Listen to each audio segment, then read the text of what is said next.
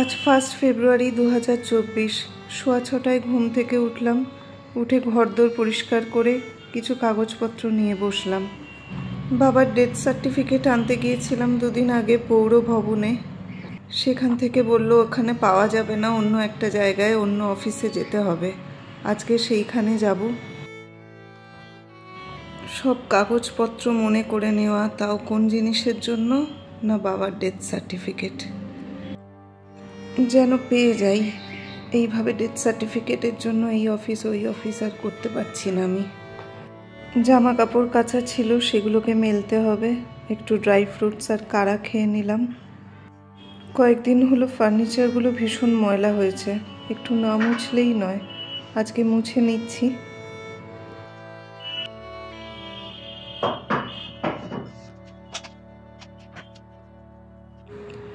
মা পালং শাক রান্না করছে, আমরা ভাত খেয়ে বেরোবো। কিছু বাসন ছিল, সেগুলো মেজে নিলাম।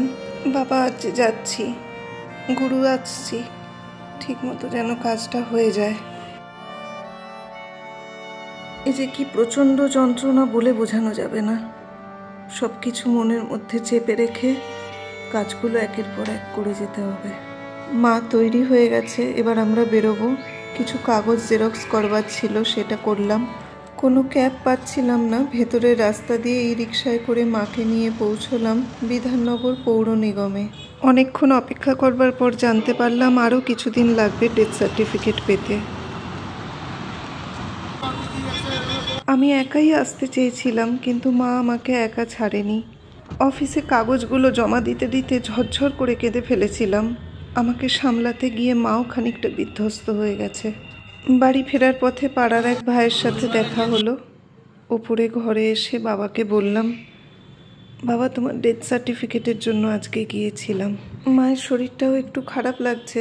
এদিকে বাড়ির কাজগুলো আমি করা শুরু করে দিলাম। আমারও যে শরীরটা খুব ভালো আছে তা না, একটু বেরোলেই যেরকম কষ্ট হয় সেরকম কষ্ট হচ্ছে। তাও কাজটা করেই যেতে হবে। রাত্রির বেলায় বিছানাটা করে নিলাম, ঘুমিয়ে পড়লাম শরীরে যন্ত্রণা নিয়েই। পরের দিন 5:30টায় ঘুম থেকে উঠলাম। 1 বালতি জামা কাপড় কাচা হয়েছে, আবার 1 বালতি কাচতে দিলাম। কাজগুলো একটার পর একটা করছি ঠিকই, কিন্তু মাঝে মাঝেই না বাবার মা আর মামনি ডাকটা কানের মধ্যে আসে।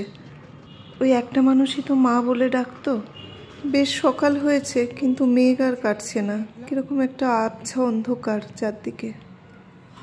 ঘরে পড়ার চটিটা মা পরিষ্কার করলো, আমি গোটা বাড়িটা ঝাঁট দিয়ে দিলাম।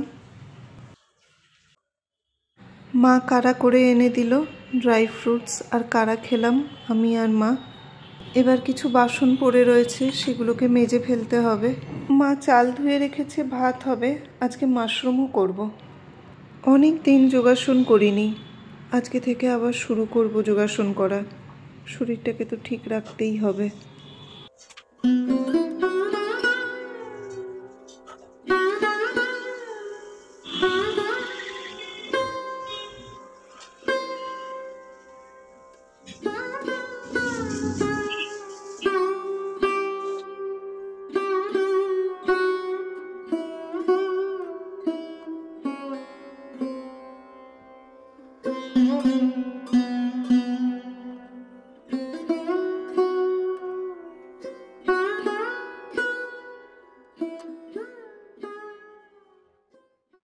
মা আলুগুলো ভেজে রেখেছে, আমি এবার মাশরুম রান্না করব। একদম শেষে মা একটু মাখন দিয়ে দিল। দুপুরে মাশরুম, পাউরুটি আর চা খেলাম।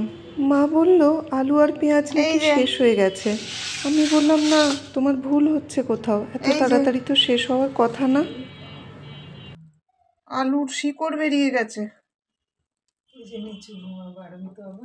হ্যাঁ, বুঝতে পেরেছ? আগে এই আলুগুলো শেষ করতে হবে। এই যে মনে রাখবে, ঠিক আছে? পেঁয়াজেরও বেরিয়ে গেছে, এই যে গাছ হয়ে গেছে পেঁয়াজ। মা না অনেক কিছুই মনে রাখতে পারছে না। আমার রান্নার চ্যানেল পরিবেশনের জন্য অনেকদিন কোনো রেসিপি আপলোড করা হয়নি। আজকে তাই ভাবলাম একটা রেসিপি দেব। খুব সুন্দর হয়েছিল খেতে। বাবা, তুমি খেলে তোমারও খুব ভালো লাগতো। মাকে এক গ্লাস জল গরম দিলাম, সাথে আমিও একটুখানি খেলাম। সন্ধেবেলা ফল কেটে নিয়েছি খাবো বলে। কিছুক্ষণ পর কিছু গ্রোসারিজ ছিল, সেগুলো এলো, জায়গার জিনিস জায়গায় রেখে দিলাম।